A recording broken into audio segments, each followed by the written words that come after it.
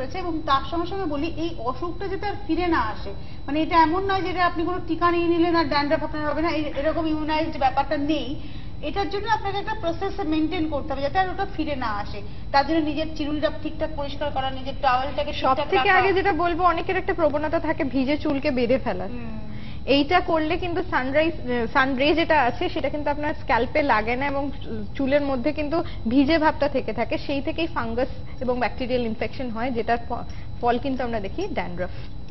তার মানে এই যে যা দেখলেন সঞ্চিতা, আপনার চুলে যেটা করা হলো রিভাইটালাইজিং হেয়ার টোনিং, আপনার মনে হচ্ছে যে কারণ আপনি কি করেন, মানে বাই প্রফেশন কিছু করেন আপনি? না, হোম মেকার। আপনার প্রচুর কাজ, মানে আমাদের তো বাড়ি থেকে পালিয়ে চলে আসি অনেকটা সময় বাড়ির বাইরে, কিন্তু আপনাকে বাড়ির খুঁটিনাটি সবটাই মেনটেন করতে হয়। আপনার কি মনে হয় যে আপনি বাড়ির সবকিছু মেনটেন করে এই নিজেকে একটু সময় দিতে পারবেন এই ব্যাপারে? হ্যাঁ, দিতেই তো হবেই, নিজেকে সুন্দর রাখার জন্য করতেই হবে। এমনিতেও স্কিন কমপ্লেকশন ভীষণ ভালো, আর চুলটা এমনি অ্যাপারেন্টলি দেখতে খারাপ লাগছে না, কিন্তু আপনি নিজে বলছেন আপনার চুলটা ড্রাই।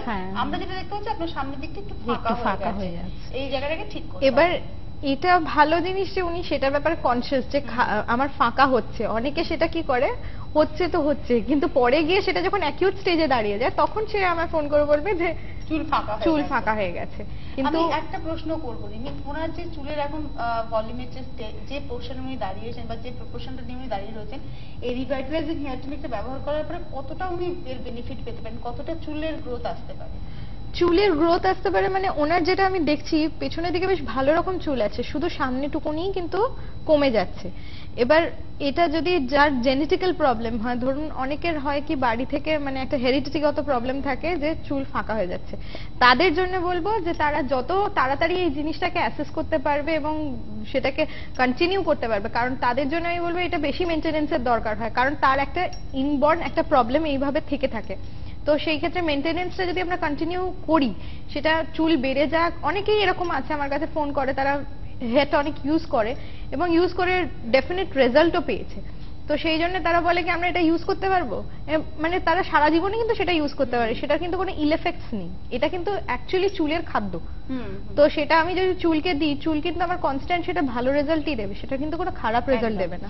আরেকটা যেটা আমি প্রশ্ন করবো সেটা হচ্ছে যে এই যে ওনার চুলের যে জায়গাটা তুমি বলছিলে, মানে এই যে ওনার একটা শাফটের একটা সমস্যা উনি নিজেও ফিল করছেন, এই শাফটের সমস্যাটা দূর হবে কতদিনে?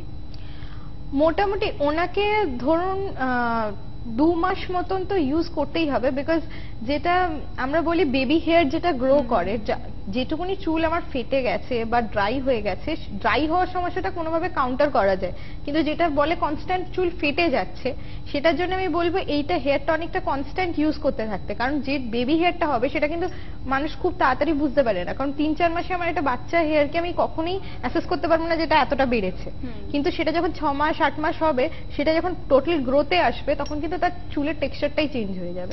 আরেকটা প্রশ্ন যেটা সঞ্চিতার উপরে অ্যাপ্লিকেশন আমরা দেখলাম রিভাইটালাইজিং হেয়ার টনিক, কিন্তু এটা পুরুষ বন্ধুরা কতটা ব্যবহার করতে পারবে? একেবারেই তাদের জন্য ইউজার ফ্রেন্ডলি, কারণ চুলের কোয়ালিটি যে টাক পড়ার সমস্যাটা কিন্তু মেয়েদের থেকে ছেলেদের অনেক বেশি। হ্যাঁ বেশি, এবং ফোনও আমি ছেলেদের অনেক বেশি পাই, এটা আমি বলে দিই, কারণ মেয়েদের খুব কনসিয়াসনেস আছে ঠিকই, কিন্তু ছেলেরা একটু হেয়ার ফলের ব্যাপারে খুব আর্লি কনসিয়াস এবং ওনাদের সমস্যাটা অনেক বেশি আমাদের থেকে। আমাদের ধরো একটা নির্দিষ্ট বয়সের পরে গিয়ে আমরা দেখি চুল ফাঁকা হচ্ছে, ধরে নিই সেটা অ্যাবাভ 30-35, মানে তার আগে যেটা হয় সেটা অ্যাবনর্মাল, কিন্তু একটা ছেলে 20-22 বছরও চুল পরে টাক পড়ে যাচ্ছে। একদম এবং তারাও ডেফিনেট খুব মানে আমার একদম ওয়ার্ড টু ওয়ার্ড কথা শোনেন এবং খুব ভালোভাবে তারা অ্যাপ্লাই করছেন এবং রেগুলারলি আমায় রিপোর্ট দেন যে তারা কতটা ভালো আছেন।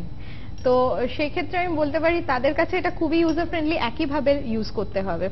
আচ্ছা, এবার তো চুলের ট্রিটমেন্ট আমরা দেখলাম, এবার সঞ্চিতার কিসের ট্রিটমেন্ট হবে, মানে এবার স্কিনের, তাই তো? এবার স্কিনের ট্রিটমেন্ট, ওনার যেহেতু এজিং স্কিন, সেই জন্য আমরা যেটা অ্যাপ্লাই করব, ফার্স্টেই আমাদের যেটা কোকুম বাটার ডিপ ক্লিনজিং লোশন আছে। মানে আমরা একটু বলে নিই, সঞ্চিতাকে কিন্তু আমরা এজিং স্কিন এই কারণেই বলছি, সঞ্চিতার স্কিনে কিছু মানে ওপেন পোরস, একটু স্কিনের মধ্যে কিছু হালকা ফাইন লাইন্সের একটা রেখা আমরা দেখছি, যদিও বয়স হয়ে গেছে এই কথাটা কিন্তু নয়। এজিং স্কিন 25-এও হতে পারে, এজিং স্কিন আবার 55-তেও হতে পারে, ডিপেন্ড করছে আপনি কতটা নিজেকে মেনটেন করছেন। আজকে যারা মনে করছেন যে আমার স্কিনটা একটু বয়সটা আমাকে আয়নাতে একটু মনে হচ্ছে যেন কিছু কিছু দাগ দেখা যাচ্ছে, সেটা আপনি 25-এও শুরু করতে পারেন, আপনি 40-এও করতে পারেন, সেটা ডিপেন্ড করছে আপনার উপরে।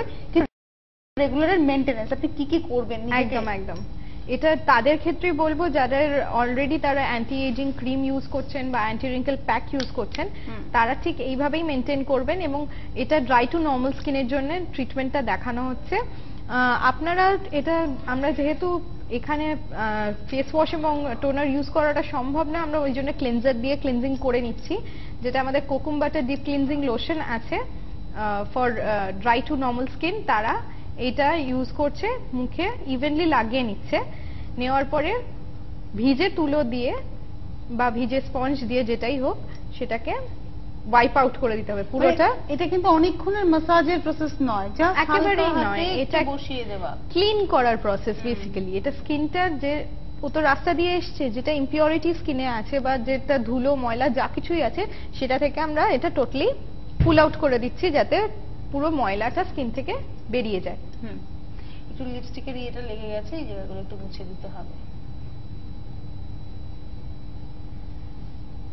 সেম ভাবে কিন্তু আমরা গলায়ও কিন্তু একই ভাবে, ওনার গলায় আমি দেখছি এটা ডাবল চিনের প্রবলেম এসছে এবং গলায় রিঙ্কলসও এসছে। ভাইরাস উনি কিন্তু খুব একটা ওবিজ নন, মোটাই নন, হালকা স্লিম ফিগার, তা সত্ত্বেও ওনার কিন্তু একটা ডাবল চিনের সমস্যা।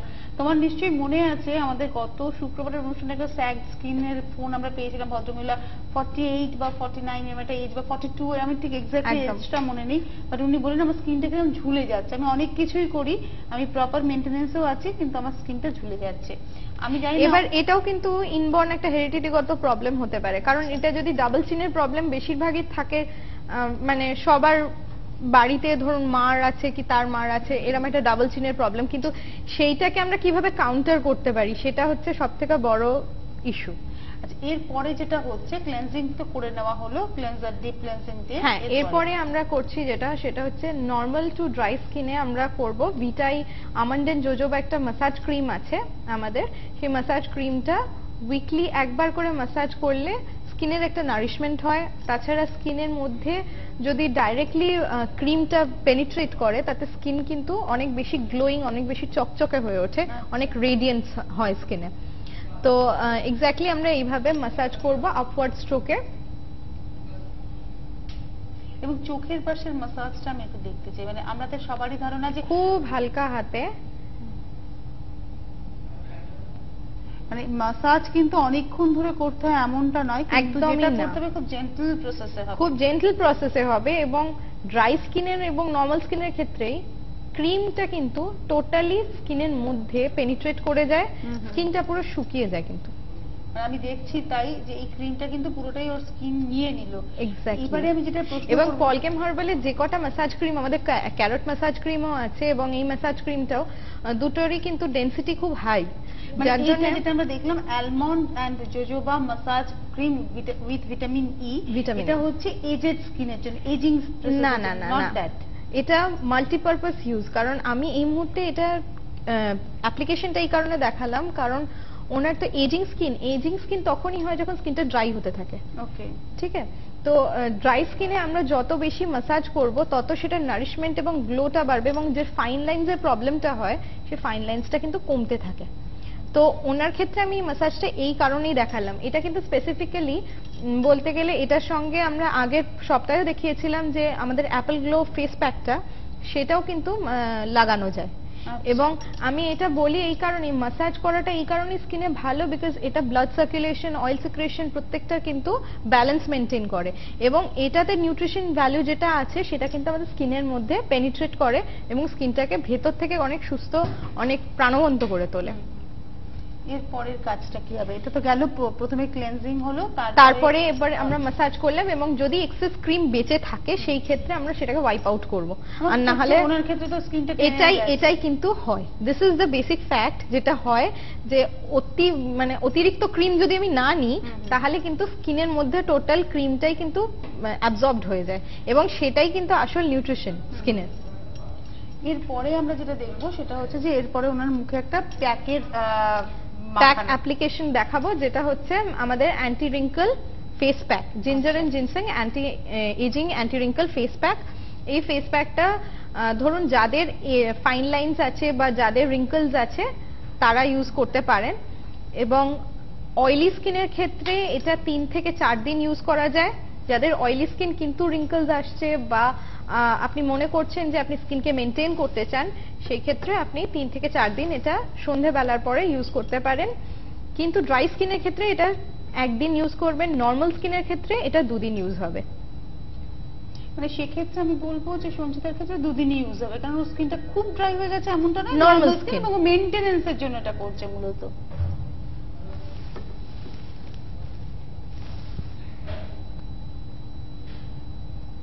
এবং এই প্যাকটা কিন্তু চোখের নিচেও কি লাগানো হবে, মানে চোখের এই অরবিটারি জোনটাকে ছেড়ে? অরবিটারি জোন ছেড়ে একটা সার্কেল কিন্তু আমরা দেখাবো, সেই সার্কেলটার অনুযায়ী কিন্তু হবে। আর তাছাড়া কিন্তু ভেতরের দিকে কিন্তু আমরা প্যাক লাগাবো না, লিপস পোর্শনটা কিন্তু আমরা ছেড়ে দেবো। খুব বেটার হয় যদি আপনার লিপে কোনো ক্রিম লাগিয়ে নেন, বা আমাদের যেটা মাসাজ ক্রিম দিলাম সেটাও আমরা লিপে লাগিয়ে রাখতে পারি যখন প্যাকটা লাগাচ্ছি, কারণ জানো খুব মানে সফট জোন যেহেতু, সেই জন্য মানে লিপসেও কিন্তু কুচকে যেতে পারে, রিঙ্কলস আসতে পারে, সেই জন্য এটা করতে পারি। আর চোখের চারপাশে আমরা যেটা করব, এই প্যাকটা যতক্ষণে ড্রাই আপ করবে তার আগে আমরা চোখের চারপাশটা, এটা তো টোটালি একটা রেস্ট নেওয়ার সময়, তো রিল্যাক্সেশন যখনই হবে আমি বলবো যাদের আন্ডার আই ডার্ক সার্কেলস আছে তাদের ক্ষেত্রে আমি শুধু অ্যাপ্লিকেশনটা তাদের জন্যই দেখাচ্ছি, যদিও বা ওনার খুব একটা আন্ডার আই ডার্ক সার্কেলস এর প্রবলেম নেই, কিন্তু অ্যাট দ্য সেম টাইম ওনার কিন্তু চোখের তলায় ফাইন লাইনস আছে, যেটা আমাদের বেয়ারবেরি আন্ডার আই জেল কিন্তু দুটোই একসঙ্গে এনকাউন্টার করে, যে আমাদের আন্ডার আই যে ডার্ক সার্কেলসটা হয় সেটাও তুলে দিচ্ছে, whereas কি যেটা আমাদের রিঙ্কলস আছে সেটাও তুলে দেয়। আমি আরেকটা জিনিস বলবো, যেহেতু ওনার ডাবল চিনের সমস্যা, এই জায়গাতেও কিন্তু প্যাকটা এবং গলাতেও প্যাকটা লাগাতে হবে, কারণ গলাতে কিন্তু আমাদের বয়সের ভাঁজটা সবার আগে ভিজিবল হয়। আমরা যতই বলি আমাদের মুখে ফাইন লাইন্স এসে গেছে, চুল পেকে যাচ্ছে, আমরা বলি বয়সের চিহ্ন, বাট গলাতে কিন্তু সবার আগে বোঝা যায় যে গলাটা দেখলে যে বয়সটা কিন্তু হচ্ছে। এই প্যাক লাগানোর প্রসিডিওরটাই কিন্তু এইভাবে রাখতে হবে, এবং গলায় প্যাক কিন্তু এইভাবেই লাগাতে হবে, এক্স্যাক্টলি এইভাবেই লাগাতে হবে। এবং এই প্যাকটা লাগিয়ে তাহলে চুপচাপ শুয়ে পড়ার ব্যাপার আছে, মানে জাস্ট চুপ করে, কারণ যে কোনো প্যাক লাগিয়ে আমি বলবো একটা রিল্যাক্সেশন প্রসিডিওর দরকার হয়। আর এই মুহূর্তে আমরা যেটা করব সেটা হচ্ছে চোখের তলায় আমরা under eye bearberry under eye gel, যেটা আমাদের পলকেম হার্বালের, সেই জেলটা লাগিয়ে নিচ্ছি, চোখের তলায়ও লাগাচ্ছি, ঠিক এইভাবেই আমরা লাগাবো চোখের তলায়ও। আমি না একটু দেখাবো আমার দর্শক বন্ধুরা, আপনারা নিজেরা বুঝতেই পারছেন যে সেটা জলের মতো চকচক করছে, মানে এটা যে এত অসাধারণ একটা দেখতে, জাস্ট এটা কিন্তু একটা জেল ফর্ম এবং একটা জাস্ট মানে জেলি এবং থকথকে জলের মতো দেখতে, মানে এটার কোনো কালার নেই, কালারলেস। এবং এরপরে আমরা যেটা করব, আমি চেষ্টা করব একটু দেখানোর, এটা মানে এটা কিন্তু সত্যি সত্যি আমি খুব মানে অবাক হচ্ছি যে এটা কিন্তু জাস্ট জলের মতো, মানে এটার মধ্যে রয়েছে, কিন্তু এই হচ্ছে আমার হাতের মধ্যে দেখুন জলের মতোই উঠে এলো, এটার কোনো কালার নেই, নাথিং, ট্রান্সপ্যারেন্ট বেসিক্যালি। এবার যেটা করলে তুলোটাকে ভিজিয়ে চোখের ওপর দিয়ে দিলাম। তার কারণটা হচ্ছে, প্রথম কথা আমি যেটা বলি, আই কন্ট্রোল জেলটা যে রিঙ্কল প্যাক লাগানোর সঙ্গে লাগাতে হবে এরকম কোনো বাধ্যবাধকতা নেই। যাদের আন্ডার আই ডার্ক সার্কেলস বা চোখের তলায় বলিরেখা টাইপের কিছু আছে, তারা রাত্রিবেলা শুতে যাওয়ার সময় চোখের তলায় ঠিক একইভাবে লাগিয়ে নেবেন।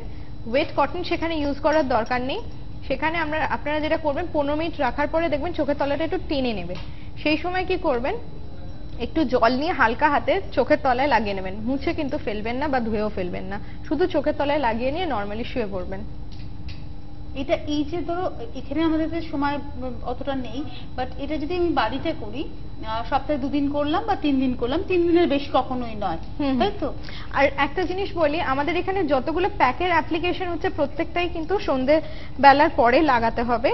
আর তাছাড়া ঠিক দেখুন যতটা ডেনসিটি এইটার আছে, আপনারা অনেকেই জিজ্ঞেস করেন খুব মোটা করে প্যাক লাগাতে হবে কি, কোনোভাবেই